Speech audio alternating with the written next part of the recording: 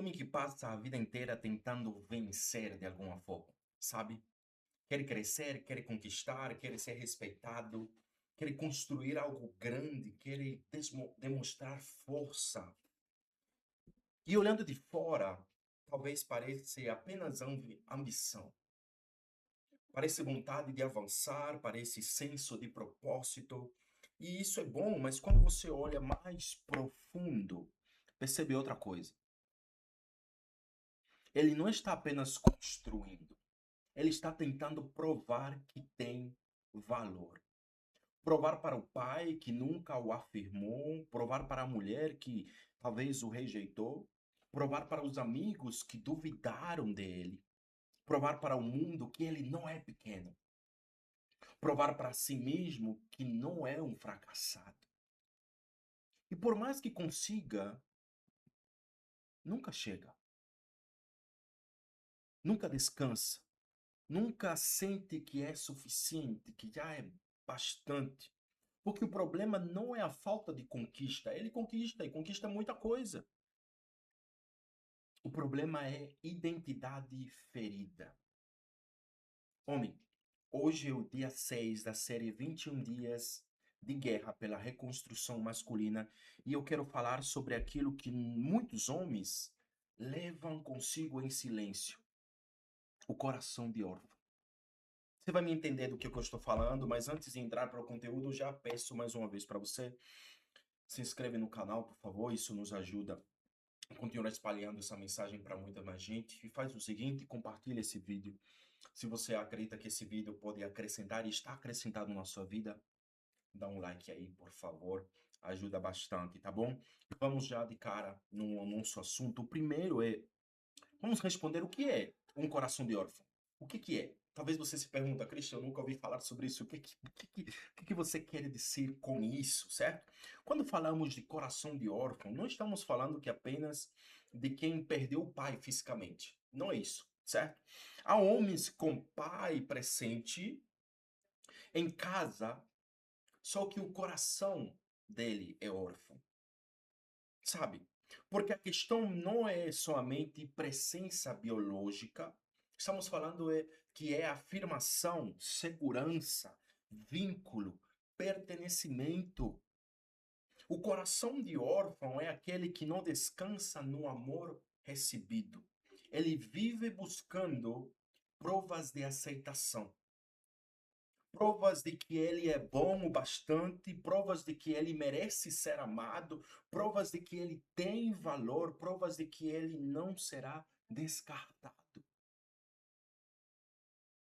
E quando um homem, gente, ele carrega essa insegurança na raiz, ele começa a transformar toda a vida em um palco de validação. O trabalho vira palco, o ministério vira um palco, o corpo físico vira um palco, a fala dele vira um palco, as redes sociais viram um palco. Tudo passa a responder uma pergunta silenciosa. Agora vocês me veem?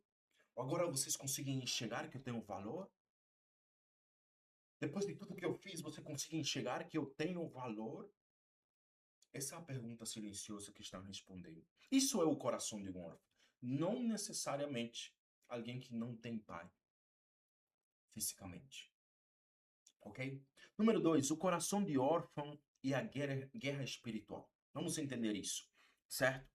Ah, muitos homens vivem com o coração de órfão em busca de validação, como a gente já falou, e vulneráveis à acusação.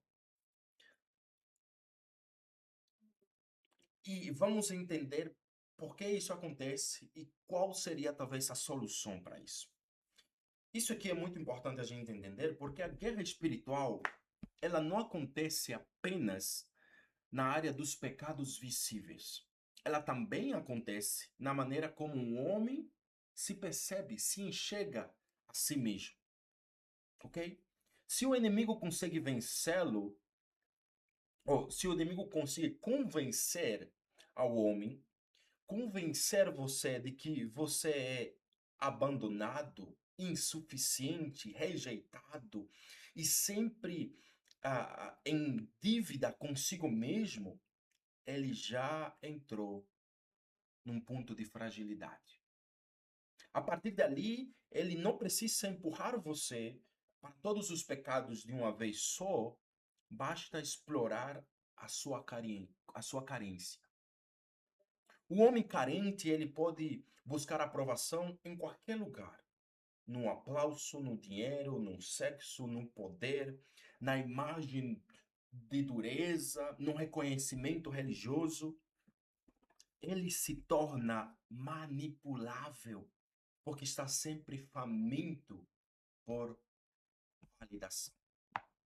Esse é o problema de um coração de órfão diante de uma guerra espiritual na qual nós estamos vivendo. Número 3, eu quero falar sobre quando a carência ela se disfarça de ambição. Eu quero tocar um ponto bastante sensível aqui, porque nem toda busca por sucesso necessariamente é carência. Nem todo desejo de crescer é insegurança. E nem toda ambição é errada. Há um desejo legítimo de construir, de servir, de empreender, de desenvolver dons e ampliar aquele impacto. Mas há homens que chamam de ambição aquilo que no fundo é desespero por reconhecimento. Eles não querem apenas avançar, conquistar, eles querem provar. Não querem apenas sustentar a família, eles querem ser admirados. Eles não querem apenas servir bem, eles querem ser vistos como indispensáveis. Eles não querem apenas conquistar maturidade, eles querem calar vozes antigas. E aqui está o verdadeiro problema. Ninguém constrói paz tentando vencer um tribunal que já deveria ter sido encerrado por Cristo. Eu repito para você: ninguém constrói, homem nenhum constrói paz tentando vencer um tribunal que já deveria ter encerrado em Cristo. Eu vou te dar 4 sinais de um homem que vive como órfão. Talvez você se identifique. Você precisa analisar e ser honesto consigo mesmo. Talvez você esteja ouvindo isso e pensando: será que isso tem a ver comigo? Será que isso acontece com a minha pessoa? Eu quero lhe dar alguns sinais. E são esses. Primeiro, ele não aceita bem correção. Qualquer observação parece um ataque para si mesmo. Qualquer ajuste parece rejeição. Porque ele não escuta apenas a frase dita hoje, ele escuta junto com uma memória antiga. Você não é bom o bastante. Número 2, provavelmente ele compara compulsivamente. Ele se compara compulsivamente. Sempre mede a própria vida pela régua do outro. Quem cresceu mais, quem ganha mais, quem é mais admirado, quem parece mais forte. A comparação se torna uma tentativa de respeito, ou na verdade de responder se ele está vencendo o suficiente para merecer o respeito. Número 3, talvez ele tenha dificuldade de descansar. Por quê? Porque descanso talvez gera culpa para ele. Pausa parece improdutividade. Se não estiver fazendo, produzindo, resolvendo, sente que está ficando para trás. O corpo até para, mas a alma continua correndo. Número 4, provavelmente ele busca admiração exagerada. Ele quer ser percebido, ele quer ser elogiado, ele quer ser reconhecido, ele quer ter confiança constante de que é relevante. Quando isso falta, ele retrai ou se irrita simplesmente. Número 4, número 5, né? Ele confunde dureza com força.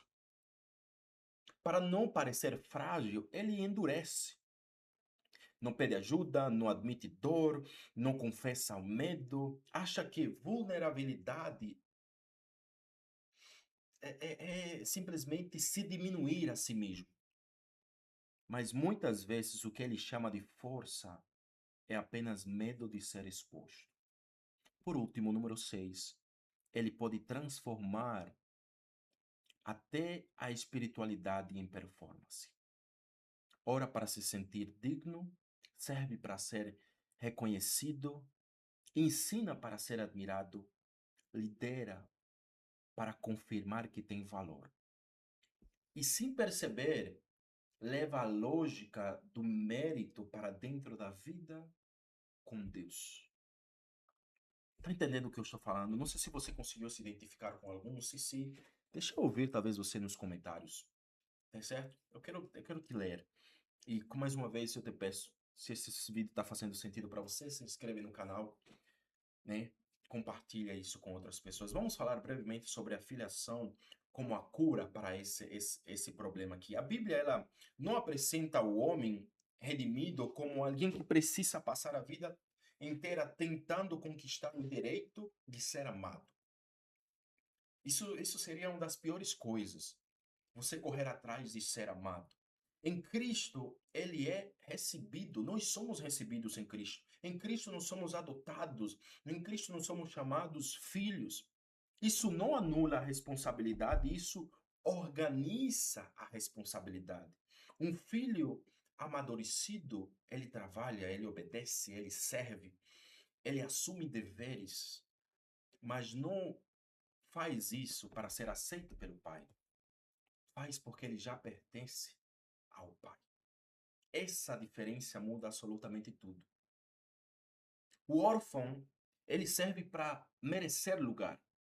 O filho serve a partir do lugar que ele já recebeu. O órfão, ele compete para ser visto pelo pai. O filho cresce para honrar o pai. O órfão reage por insegurança. O filho, ele responde com firmeza e humildade. Essa é a grande diferença entre ser órfão e saber a filiação que nós temos. E isso cura o problema que nós estamos tratando aqui. Então, mas eu quero ser bem direto, eu preciso falar que filiação não é passividade. Aqui nós precisamos corrigir esse erro. E esse erro é falar de descanso na filiação, não é chamar o homem de passivo. Não é dizer, como eu sou filho de Deus, não preciso me esforçar, construir, disciplinar ou responder. Isso seria distorcer algo que Deus nos entregou. A filiação, ela não produz passividade. Ela produz segurança para obedecer. O homem seguro em Deus, ele não foge da responsabilidade. Pelo contrário, o que ele faz? O homem seguro em Deus, de quem ele é em Deus, ele consegue assumir a carga, se transformar toda a tarefa em prova de valor. Consegue trabalhar duro sem adorar o próprio desempenho. Ele consegue ser corrigido sem sentir que a sua existência foi invalidada.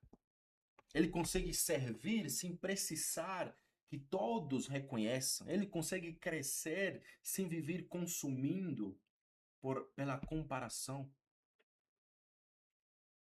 E no bloco 7 eu quero falar contigo de quando a dor do Pai terreno distorce a visão do Pai celestial.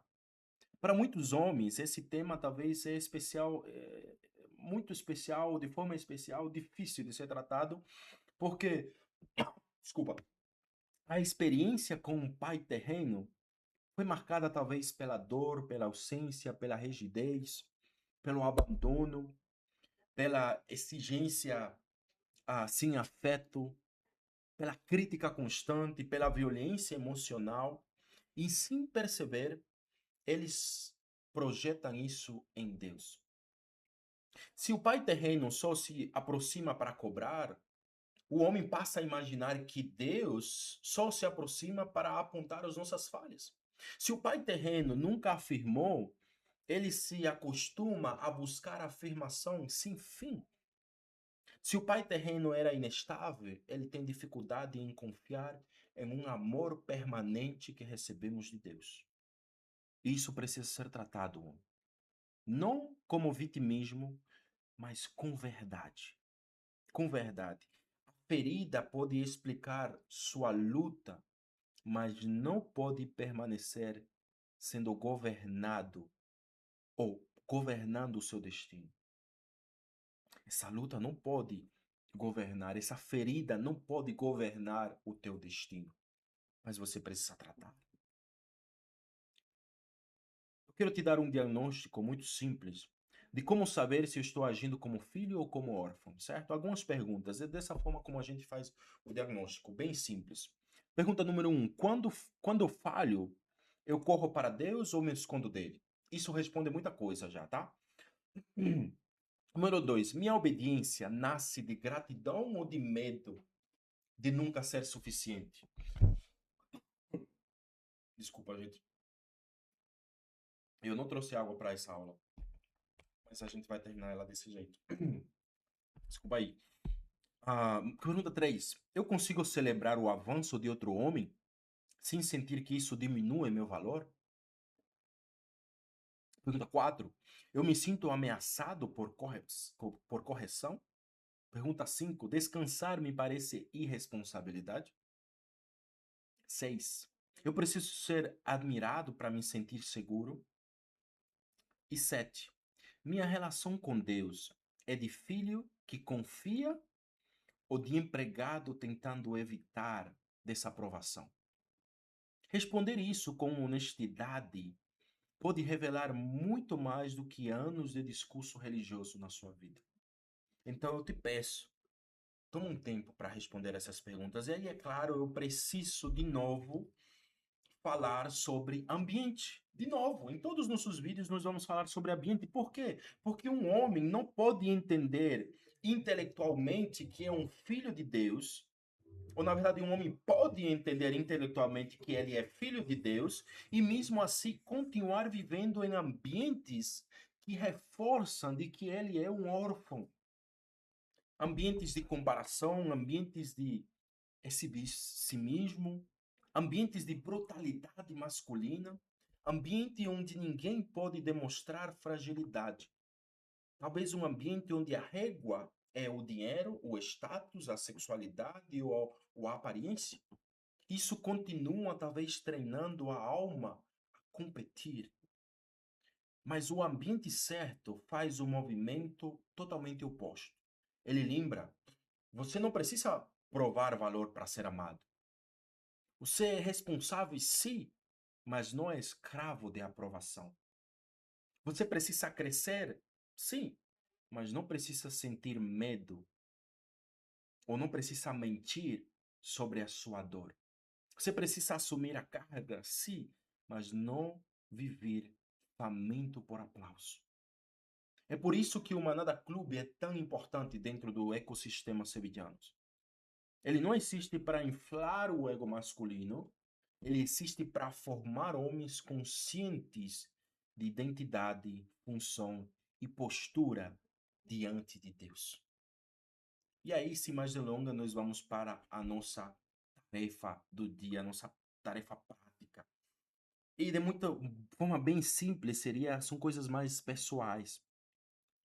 Então você pega uma caneta, um papel e você responde as próximas perguntas. Isso além das outras que eu já fiz para você, tá? Mas é assim, onde que eu mais tento provar o meu valor? De que de quem eu mais gostaria de receber reconhecimento?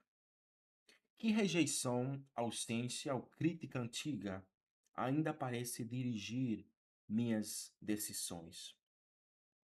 Como essa carência tem afetado minha forma de trabalhar, amar, liderar ou descansar? E por último, que verdade sobre a minha filiação em Deus preciso receber com mais profundidade? Faça isso sem pressa, como eu sempre peço a você. Talvez você descubra que algumas das suas maiores batalhas externas nascem de uma guerra interna por pertencimento. Então, homem, entenda uma coisa. Você não precisa passar a vida inteira tentando conquistar o direito de existir. Não precisa transformar tudo em resultado de provar valor, homem. Você não precisa buscar nos aplausos aquilo que só a filiação em Deus pode oferecer. Você não precisa reagir como se toda crítica fosse sentença de condenação para você. Você não precisa construir uma vida inteira para responder à ausência antiga que você carrega. Porque em Cristo, você não é chamado a viver como órfão, tentando merecer lugar. Você é chamado a receber identidade, levantando-se com responsabilidade e caminhar com maturidade. Quem não descansa como filho passa a vida inteira competindo como órfão.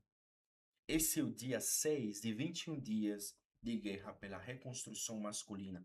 Amanhã nós vamos encerrar a primeira semana com um tema essencial e nós vamos falar sobre identidade antes da performance.